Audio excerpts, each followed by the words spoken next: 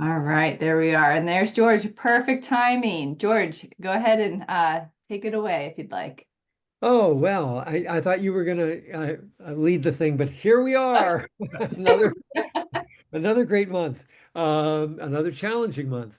Um, uh, gosh, I it's been challenging for me, and I'm just racing in here, giving I continue to do two or three events a day, it seems like, and sometimes it's just too much for me. So it's more the pace of things than it is the events out there. But I keep reading about those events and being um, discouraged. Uh, so I don't know where I'm supposed to come from, but I gave a speech last night that I wasn't very pleased with, and then I had a fabulous interview today, and constantly just talking about how can we make this world work. And there was a wonderful article in the New York Times today about looking at, and these happen all the time, about how do we put something out that might um, people might be able to grab onto and work with, move toward. And of course, that's what I'm trying to do. So here here I am, and a little late for the meeting and a little disorganized, but I'd obviously love to hear from all of you. Mm. All right. Well, thanks, George. We're glad to have you here. Who Thank would you. like to begin? Inspiration and action. What have you been up to? What's been on your mind? Yeah, Mary, go ahead. No. Hi, everybody. And David Block, what a great post you had on Facebook the other day. Thank you so much for that. I would start with this was interesting. One of my friends from India posted, I was on Facebook last night, obviously. And this is what he said: Donald Trump is the best president ever. He did what no one could. He is helping India retaining its own talent home.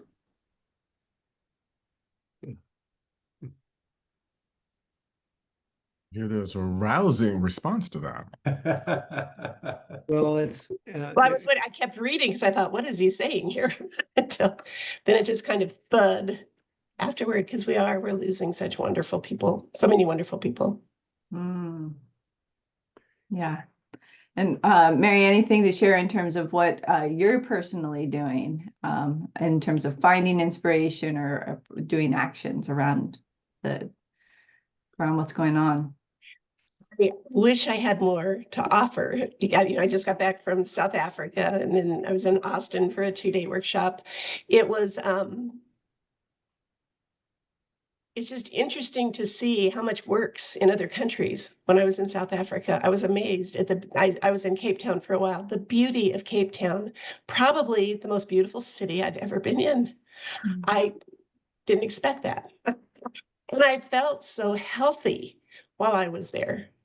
I don't know what that's about. I don't know, but I don't know if it was cleaner air, which it was beautiful, clean air. The food was delicious, but I look in comparison to what we have here, and I still believe that we have so much to offer here in America, and there are other places that are pretty amazing. So I would, yes, I haven't landed on where I want to go because I go back and forth between listening to what's happening and shutting it off Mm. in equal passions. So Yeah. that's where I am. Thank you. Yeah. Thanks, Mary. Thanks so much for sharing. David, go ahead. Yeah, I had a very interesting thing happen yesterday, and before I do that, I want to recognize Alicia Ward, who is here, who without her, I would not be here, because she was the Mm. one who said, well, at a workshop, and I was telling her, you. I'm sorry, David. have you You're ever you're heard of breaking George up. Kind? Uh, And can you? yeah, unfortunately, you're breaking up. Oh, um, you know what? I'm gonna come back on my phone and I'll tell you, so I'm not breaking up. I'll come back Perfect. in a minute. Okay, that sounds great. Okay. So we'll hang tight on David, and then Byron's going to share, and then we'll go to Sue. But yes, Brian, you should be able to share your screen. Okay, here we go. This was sent to me today, and it has shifted my morning. And it reminded me of something that happened at the start of COVID when everyone was so panicked. And Belle Halpern, who you may know or remember from speaking with Kathy over time, called me up and said, "What are we going to do? We're getting ready to work with teachers, and with everything going on, we're concerned about how to have people check in because we're afraid it will all go down a rabbit hole." And I said to her, no matter what's going on, there's always the silver lining. That silver lining exists in everything. And so I've been really focusing on that today, is what is the silver lining?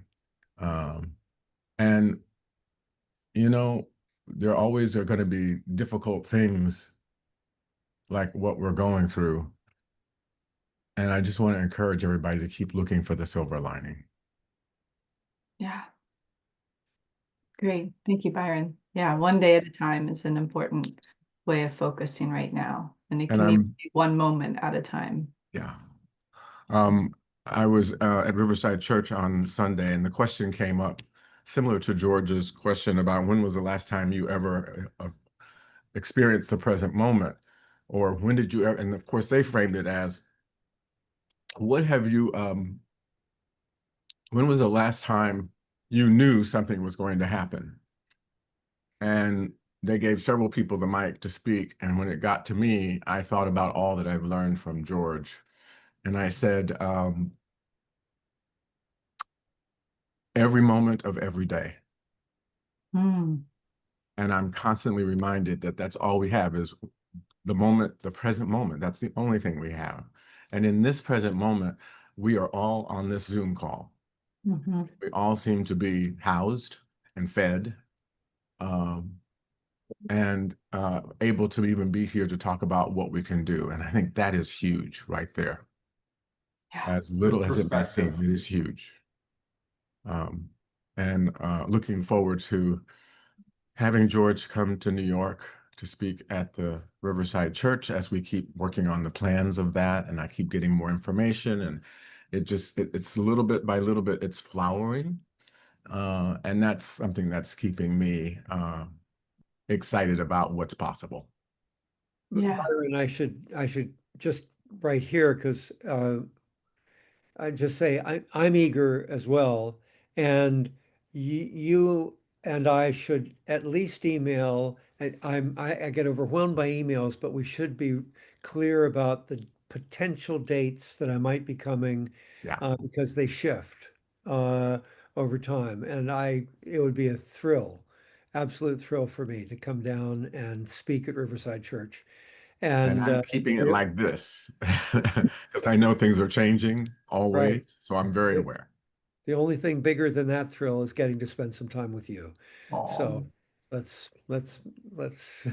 make it happen. But keep in touch with me around that aspect and the other aspects. Sure. Laura's great to be with. Okay. Yeah. Yeah. Thank you, my friend. Yeah. All right. So let's go to Sue, and then we'll go to David. Go ahead. Thank you. I have a few things. I'll try to keep it relatively short. Some backstory on the first one. I, back in college, was a member of the University of Wisconsin Marching Band, which was directed by Mike LeCrone.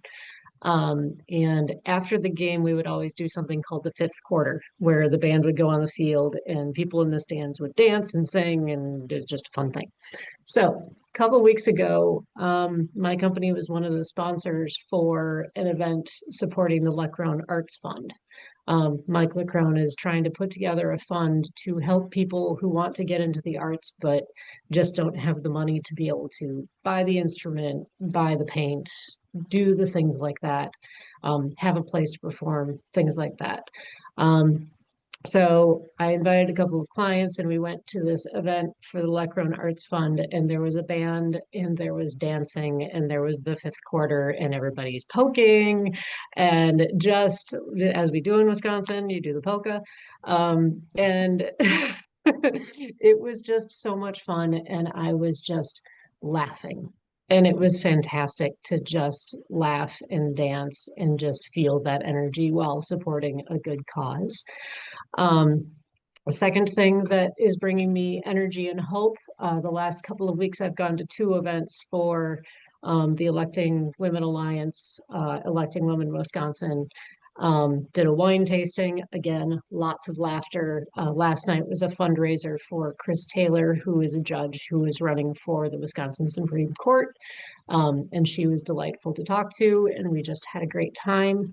So just really enjoying all of these moments when we could like dance and laugh and sing and just be together in a joyous atmosphere while supporting causes that are really, really great. Um, the last thing I wanted to share is I went to my class reunion a couple weekends ago. And my high school is in a very, well, I grew up in a very politically red rural area of Wisconsin. And we got a tour of the high school and we were just amazed at what's happened to it. And the principal said um, that the city has said yes to every referendum they have been presented with because the city knows how important education is. Um, and then, afterwards, one of us, a couple of us were talking to somebody who still lives there, and we were asking about the political nature of our hometown now.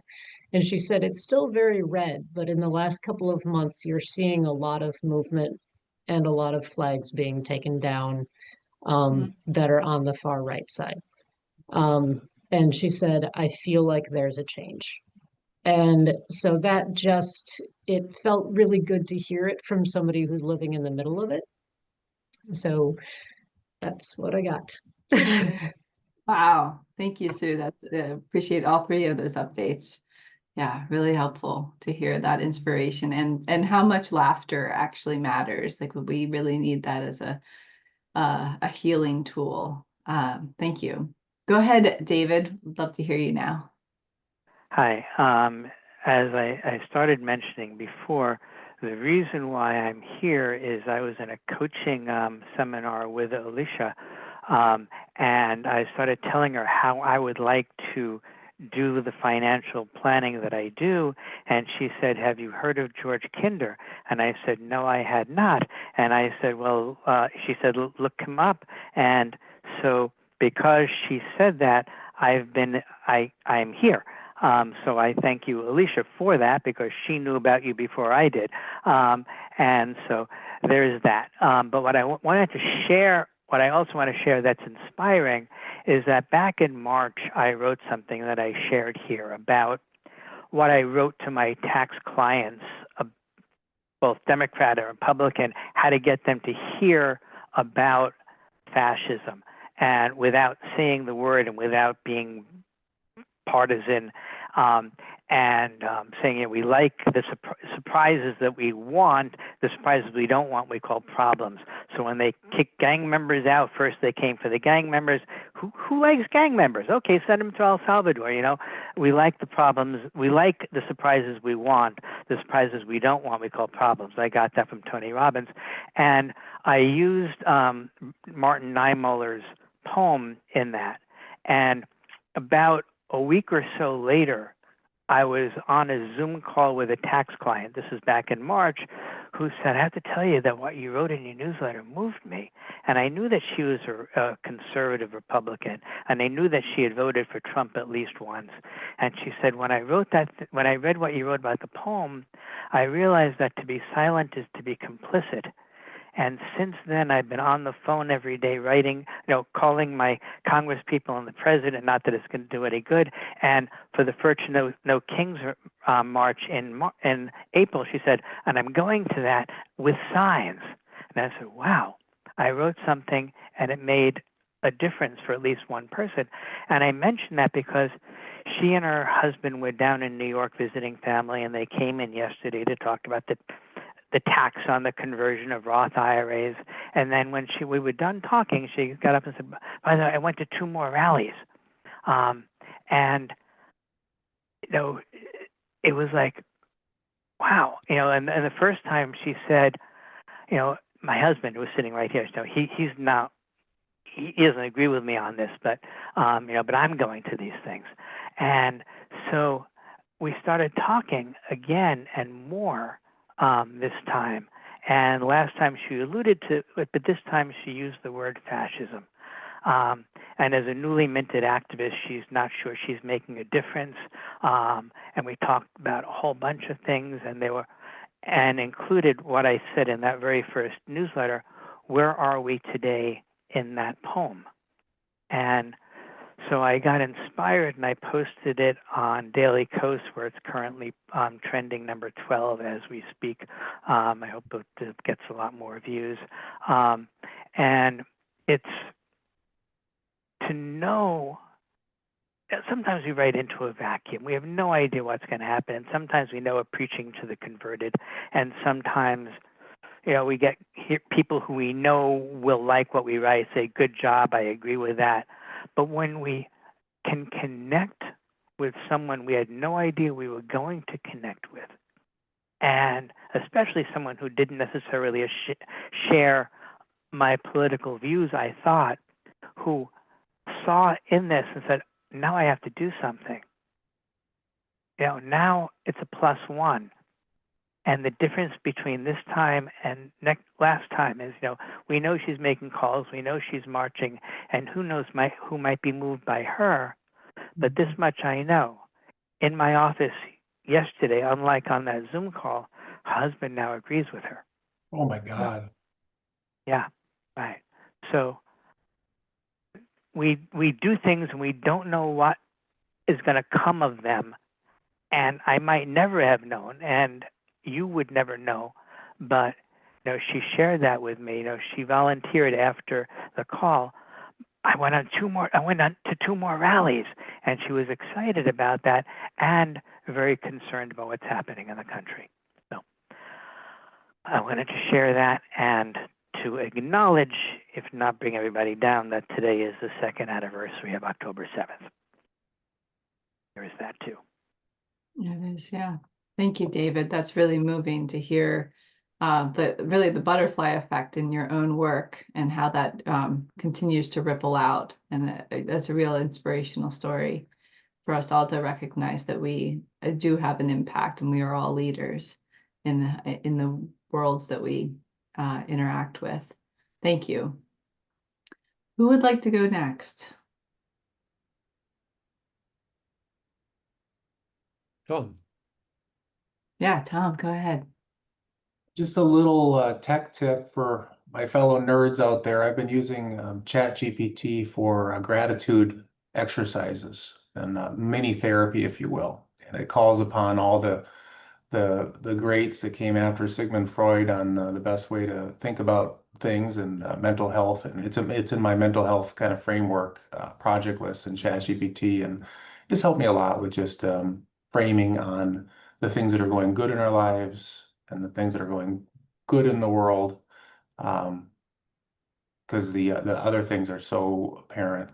It's been positive in my life, and my mom's been on me to go to therapy because she's loving it so much. And I said, I'm kind of going to therapy with my computer, and it's great. Oh, wonderful. Yeah, thank you, Tom. And that harkens back to what Byron was sharing about we have to look at what we can be grateful for each day and look at that silver lining. Thank you for that. I like you're using ChatGPT for it. All right, anyone else want to share? Okay, go ahead, Dick. I don't have a lot to say, but I'm pretty much stuck in my apartment for mobility reasons, and I'm also surprised, I guess, that there do not seem. I live in inside of the Washington Cathedral or right next to the National Capitol, and there are no demonstrations here. I mean, we do not have. You would think there would be more, but really the suburban Washington area doesn't have any kind of regular demonstrations, or not a big deal about them anyway. So unless I'm just not seeing them, but I would think by October I would have noticed. But in my personal life, because I'm here and because I'm doing other things, really consciously trying to create and maintain and nurture relationships. and stay in touch with people. And you know, the folks that study this sort of thing say that as you get on the downslope, the most important thing you can do is relationships, even more than diet and exercise and some of the other things. And so I appreciate George creating this and giving me the opportunity to share and be part of it. And like somebody said, it's a blend between getting focused on all the things that are happening and trying to remain sane by looking at things like my book club is reading The Murder of Roger Ackroyd, and this will be my first Agatha Christie book. So, you know, we try different things in our world. Yeah. Don't tell me how it comes out. Shh, everyone.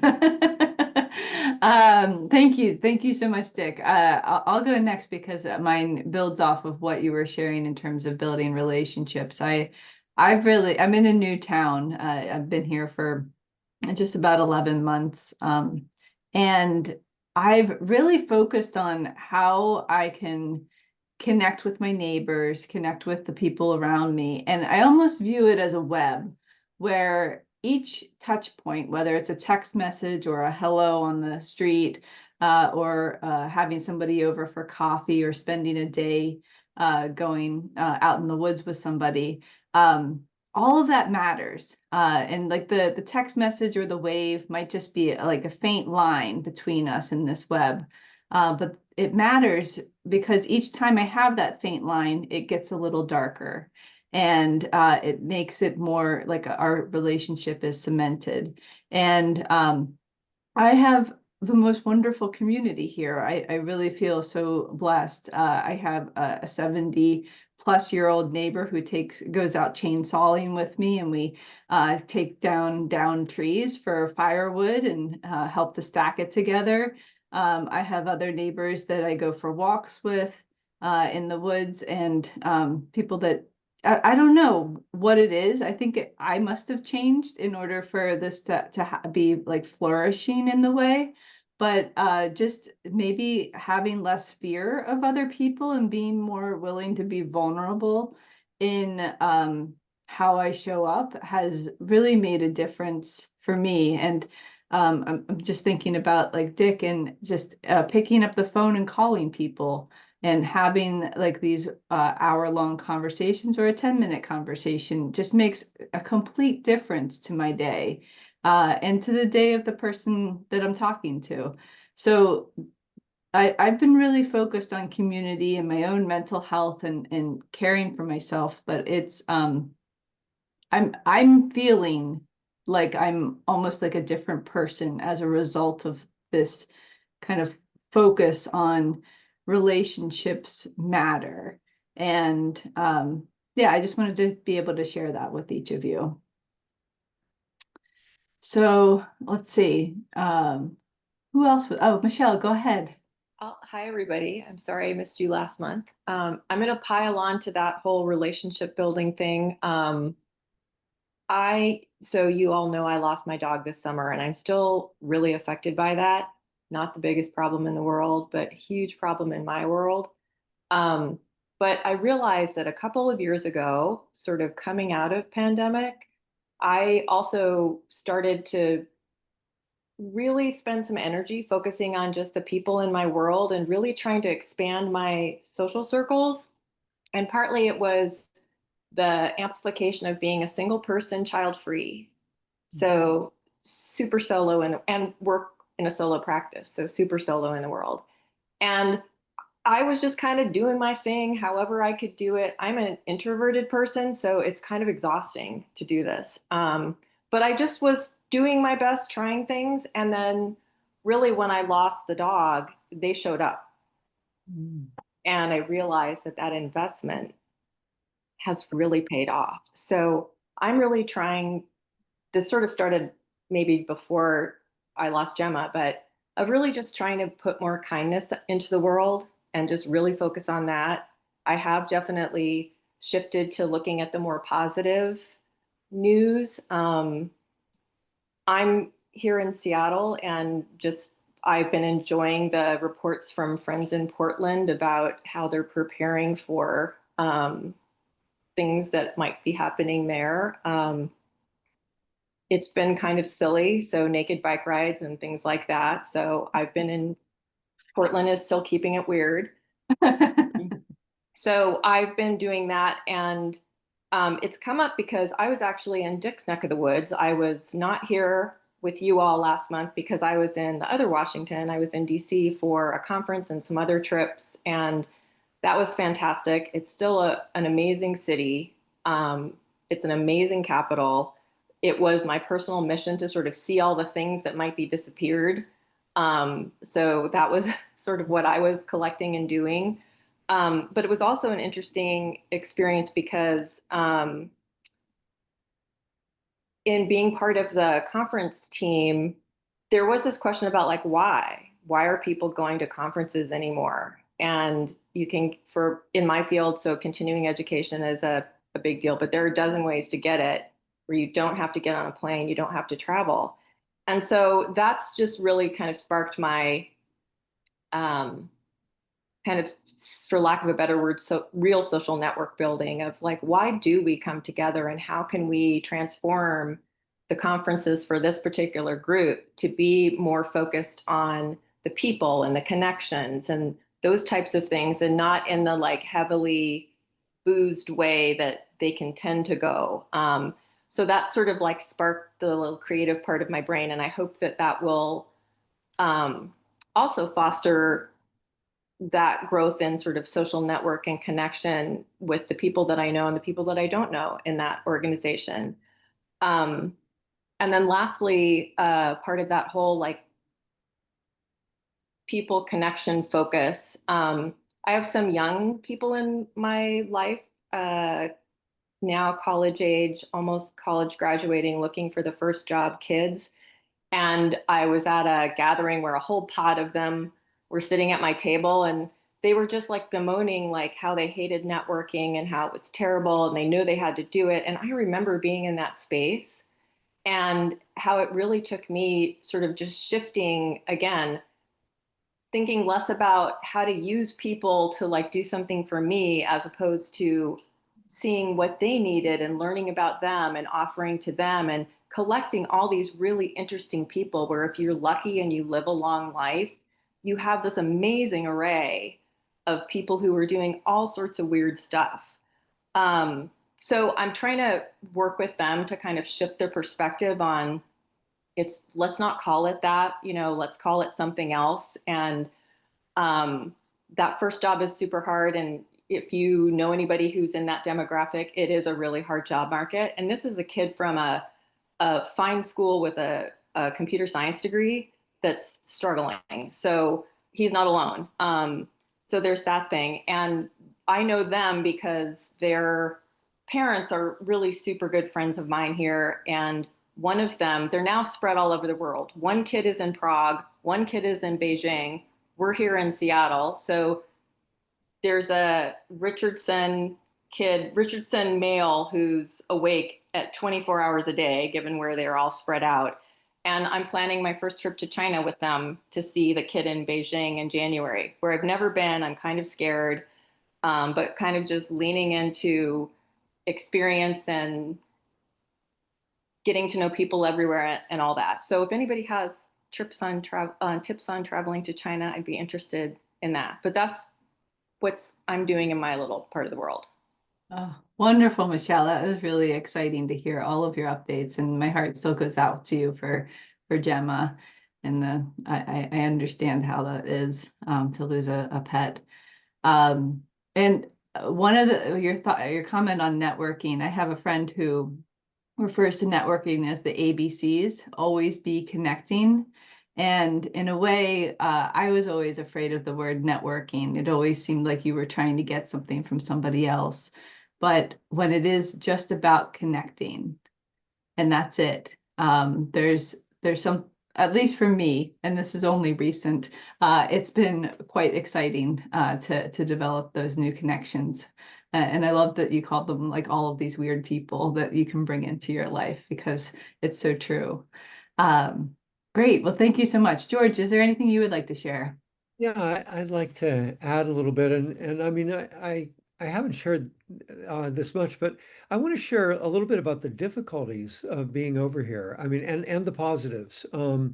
Uh, this is a new flat. I've been here 10 days. 4 days from now, I'm leaving it. I moved to another place. I'm there for 3 weeks, live out of my suitcase there, and then I move again. And the next place I'm in for 5 weeks, and then I move again. Um, it it um, it's very challenging in a lot of ways and wearing. Um, and so I want to at least present that. At the same time, um, Kathy and I are here together for most of this period of time. We weren't together for much of the summer. And it's been marvelous being being together. And they're relatively small flats because it's London. It's a big city, big expensive city. And but we've been, partnering really very well for ourselves, supporting each other in, I think, uh, really, really beautiful ways. And um, I I uh, I hear a tone of sadness. As I'm hearing you all speak, uh, and know that uh, that I felt that arising inside of me, and knew that I had to punch out in some way, and that's why I put in the application for a visa. And this was before the election. I decided to do that because I felt the atmosphere in America wasn't right for what I wanted to do, and I wanted to be incredibly engaged and idealistic with that engagement. And I felt it would be hard to do that in America.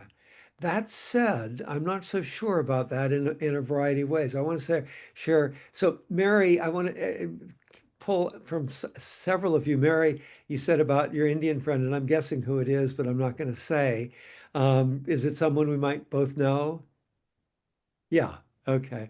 You're on mute. So, and I would, uh, Donald Trump, what is it that energizes you? Donald Trump over here is energizing me. And I knew that he would do that if he came into office. And that if I were in Littleton right now, I don't know if I could bear it. But I felt here he would energize me so that I would get out and do things. And I'm not always doing things well. As I said, I wasn't that pleased with the speech I gave yesterday, but there are other things I feel really like, wow, something's happening, and I want to share a little bit about those as well. So there are ups and downs, and largely I think I'm pushing myself a lot, which is strange for someone who's done, it still does 3 or 4 hours of meditation a day, and does, meditation is a really important thing for me. Um, and part of it is because of what David was saying in his uh, talk today, which is to be silent is to be complicit. And I, as I said, I would be feeling pressed to be more silent if I were in America. And here I am actively speaking out wherever I go. Kathy is too. And we're educating UK people sometimes who don't really know. They view it as comic. Back in the day, Hitler was viewed comically in Europe. They just thought he was ridiculous. So we're educating people, which feels really good. I'm heartened, Sue, by what you said about the red to blue, and someone else said something very similar, and I'm feeling that. We're in contact a lot with our friends, obviously in the States. Most of our friends and family are in the States. Um, and I want to say one more thing about the young people that Michelle was talking about. I gave one talk. I'm giving a lot of talks.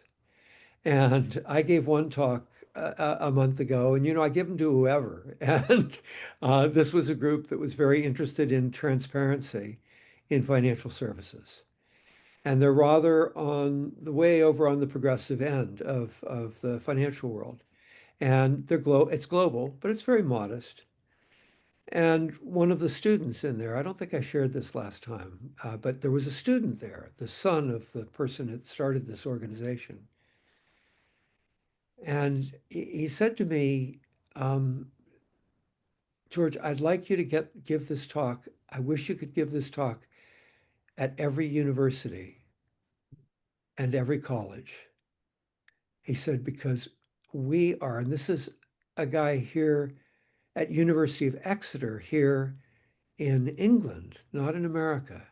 He said, we are in despair and we have no hope.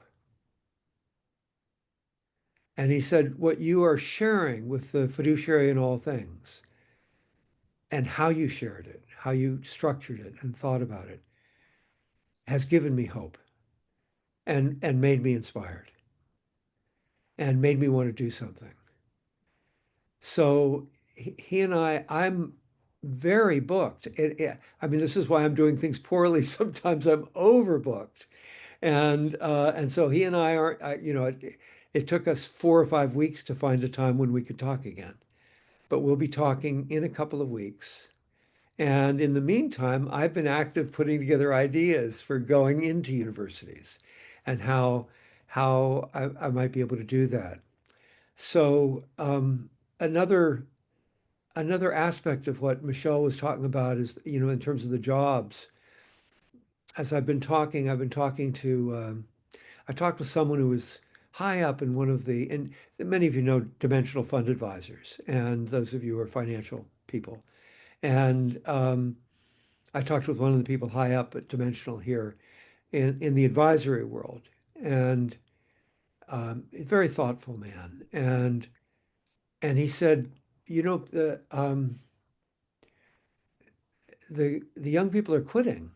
They come to work and then they leave, and they don't stay. And they're coming to work and they're finding the work really meaningless. And obviously that has lots of causes. We can relate to that. But a huge cause of that is because we've monetized everything. And so we've monetized what is beautiful about us. And so they see the tremendous values that we grew up with celebrating around democracy. And and they're working just for the money, basically. And so so I wanted to I wanted to go to a place of hope where and I feel terrible, David and Byron. I so wanted to spend a day with you in September. And of course, I came over to the States to give a huge speech and to do Life Planning Mastery, a 3 Domain of Freedom workshop. And I got COVID.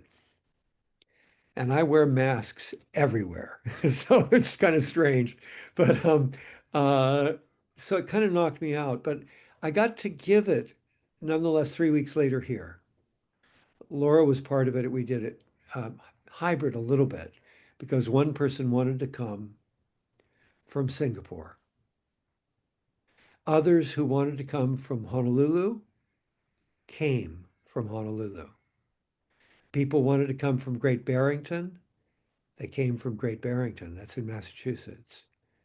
We had people from the Netherlands here. I think we had someone from Belgium, more from Belgium than from the Netherlands.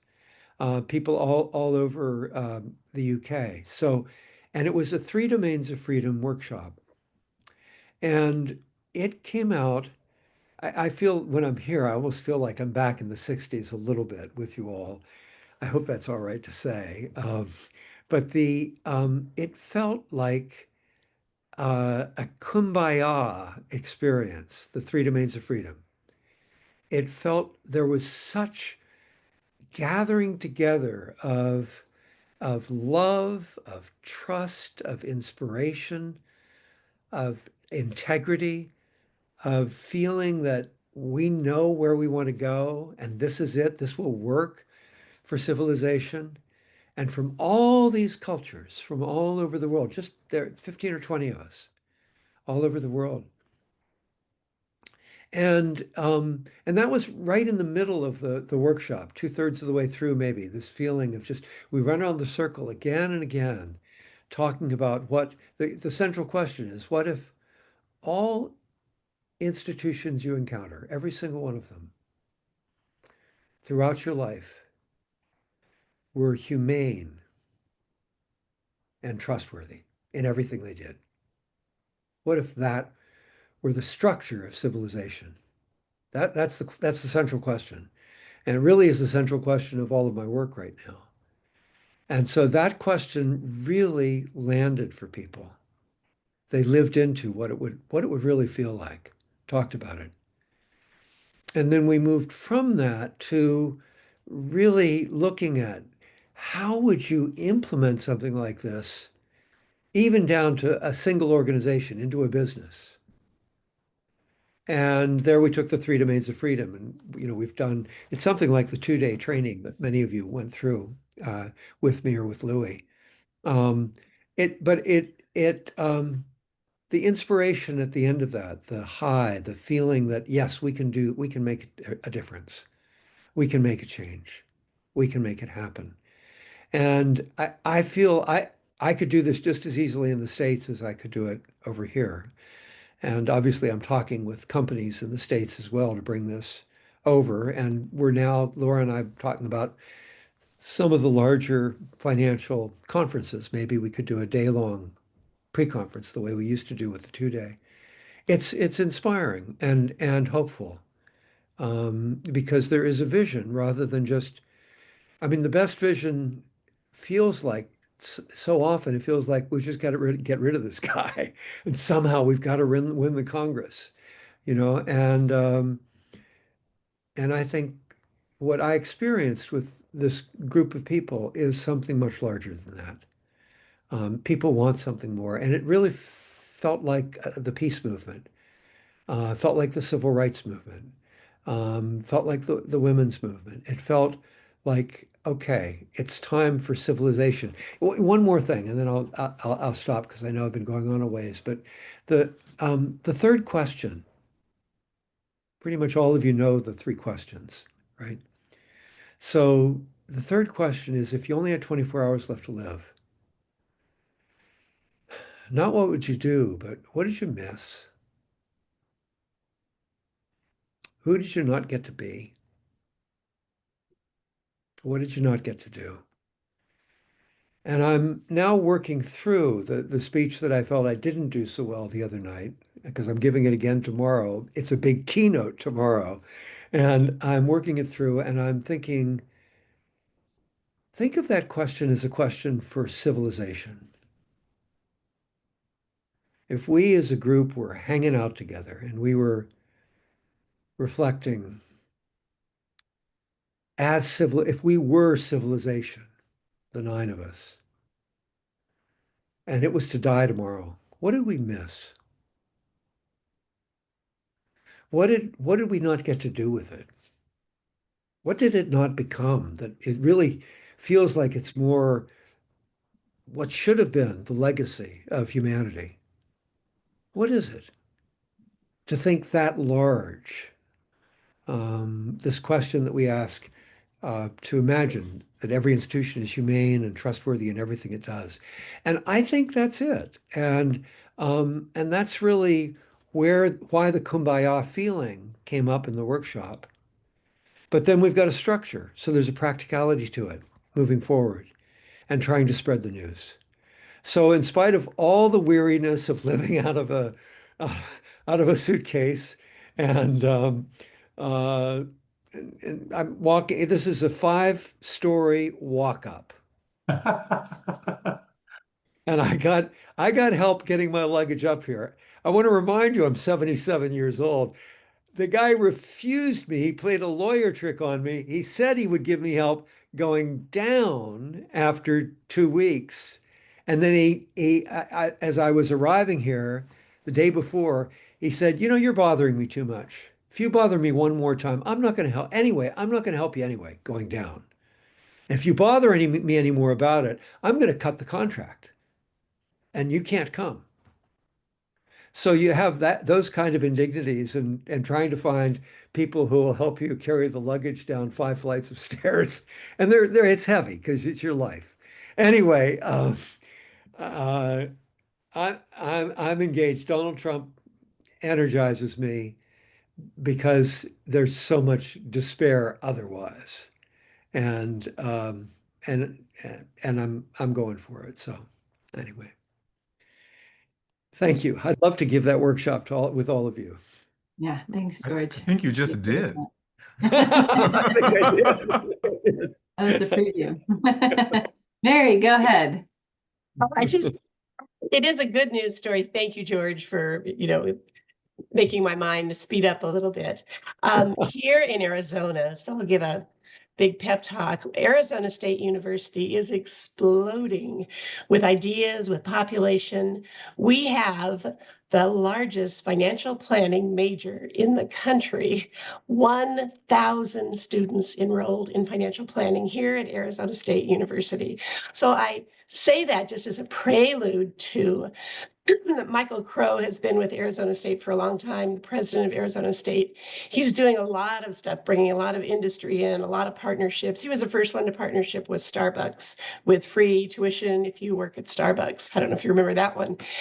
But he does a lot of innovative things. But one of the most recent ones that has occurred, and this is someone you would not think of, who has contributed money, I want to get it right, to, is it the Rob Walton School of Conservation Futures, $115 million. That's Rob Walton, former CEO of Walmart, one of the wealthiest people in the world. He's grounded. He actually married a woman. I don't know how long they've been married now, but she was a volleyball coach at one of the private high schools here in the Valley. So he's become very real to me. I mean, as much negative publicity that I have in my heart about Walmart and how much they pay their employees, I'm surprised that this is one of the things he wants to tackle. This is in addition, this 115 million is new. They also have a whole building with Rob and Melanie Walton's name on it that is the whole program of sustainability. That's happening here in Arizona from, one of the eldest son of Sam Walton. And so when I'm thinking now of inspiration, that's my surprise inspiration that someone is doing such wonderful forward-looking things with their money. So just wanted to put a plug in for Arizona. Amazing that it's happening here. Thanks. Wonderful. Thank you, Mary. It's good to hear that some billionaires and millionaires are putting their money towards sustainability, because we certainly need that in our future. Who else would like to share? We've got 10 minutes left, and I would love to hear from you again if you are feeling inspired. Sue. I'll just share on the note of community. When I was at the fundraiser for the judge last night, Chris Taylor, it was at a really large historic home in Madison, Wisconsin. The woman who owns the home is just a proud supporter of all that we're doing. And I was looking around the room and thinking about, I haven't seen Hamilton, but the thing that popped into my mind was that I was in the room where it was happening. Because I had all those really, really neat people, all those weird and wonderful people, all just sitting there together, having drinks, having some food in this beautiful house on the lake, and just loving the fact that all of these people were just so excited to be there and are all motivated to change the state of Wisconsin. Sorry, I have jets going off, so in case you can't hear me, there are jets. But it was just really neat to be there and really neat to be getting to know all of these people, because we're now seeing each other on a regular basis, and it's just a wonderful feeling to have that community. Yeah. Oh, I love that, Sue. And just think if we all thought that we were in the room where it happens, like if that was just our mentality, with anyone we're meeting. That's really cool. David, go ahead. Yeah, on a note of levity, talking about billionaires, I don't know if any of you saw Saturday Night Live this past weekend. On Weekend Update, my Colin Jost was talking about how Elon Musk looks like he's going to be the first half trillionaire. And as you know, he likes to say that he has Asperger's. So they said, "Go Tylenol." So, anyway, I thought that was funny. So, we give the kids Tylenol, they make $500 million, $500 billion. So go figure. Anyway, I thought you might appreciate that. All right, thanks, David. All right, anyone else want to share?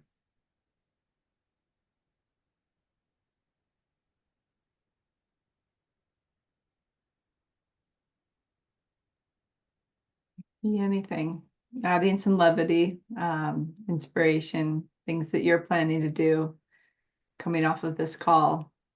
How do you plan to act? Yeah, Byron. I want to be mindful that there's a difference between the steering committee that I'm on and this call. And I'm finding that what I'm doing around the steering committee is actually what's keeping me engaged and lifted because of what George is doing and what so many of us are involved in. I don't know if I shared with you that upon the death of my friend David Vaughn, I found myself in contact with the very person who I was trying to connect with at the American Baptist Church, who has invited me at any time to text her or call her or connect with her. And I'm looking for a way to bring up with her what David did not get a chance to bring up with her. But the reason I'm sharing all of this is because I'm noticing connections throughout my life that are starting to blend. I don't necessarily know what to do with them. I just know that they're happening. And before, they weren't even there.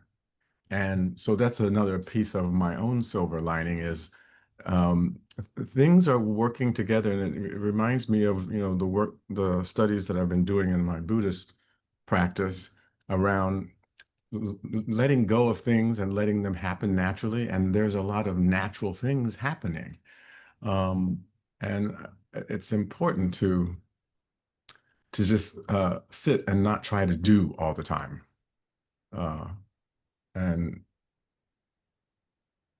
And I'm excited about what that might look like. So if anyone has any ideas about how to move forward with connections that you have or the things that you've experienced, I am all ears.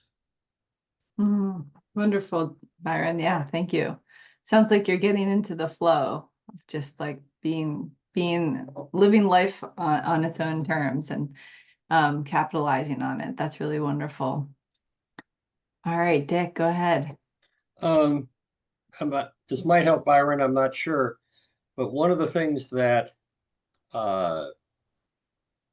strikes me as either both a challenge and an opportunity is that we all see the world, the facts of the world so differently. That the environment that I live in is not the environment that most of the rest of the people in the world seem to live in.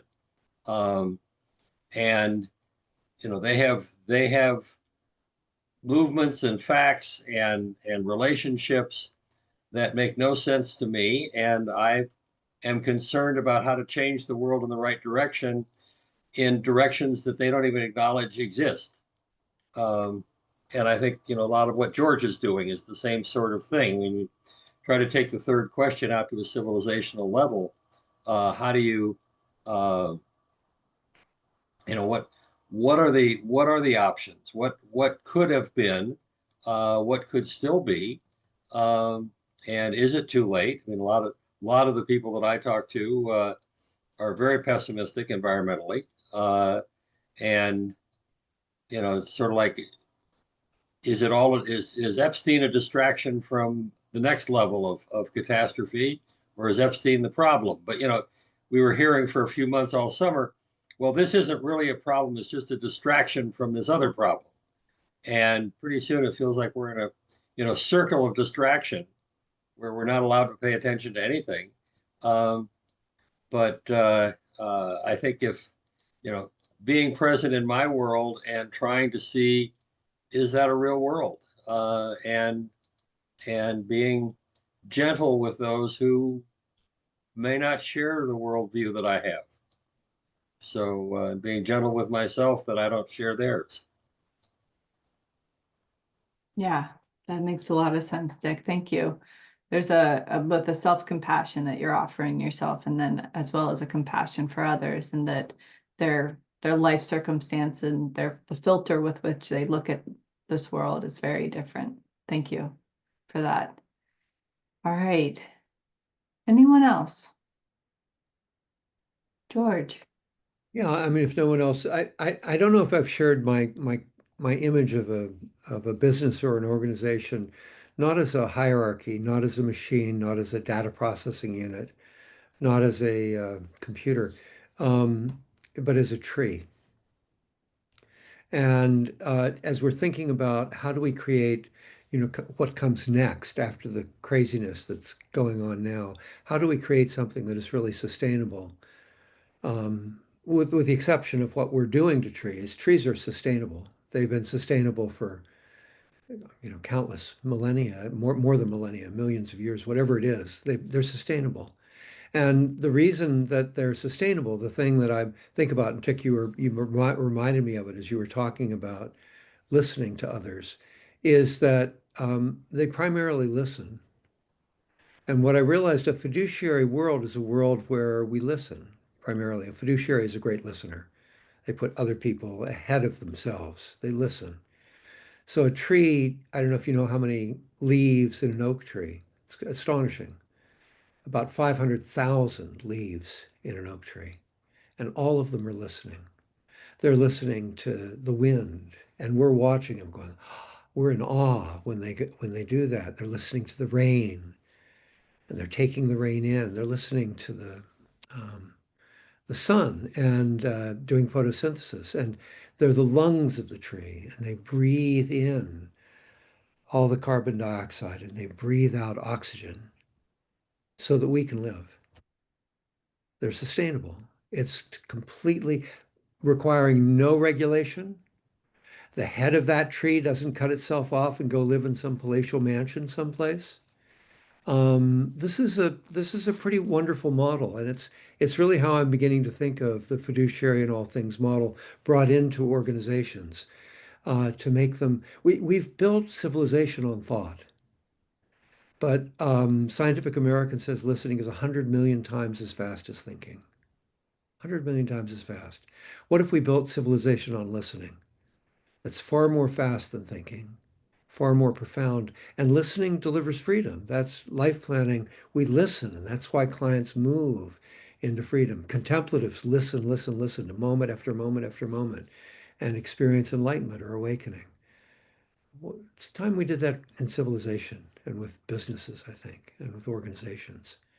So one more crazy idea that I'm speaking about and trying to make happen. Yeah, that's a wonderful image, George. Thank you for that. We'll be thinking of trees as having ears now. And congratulations, David, on your daily, is it KOS or KOS? I don't know how to say it. Daily Coast. Daily Coast Yeah, it is went from number 2. it went from trending 12 to trending 2 during the hour we've been here. Fantastic. Well, check out this article. I'll share it with the rest of the group as well as this recording. But thank you all for showing up and sharing so authentically today. It's really been so wonderful to meet with you each month and to share this space together. So let's make things happen. Continue to making connections. All right. Take care. Aloha. Take care. Thank you, everybody. Aloha. Have a wonderful day. Good to be with you.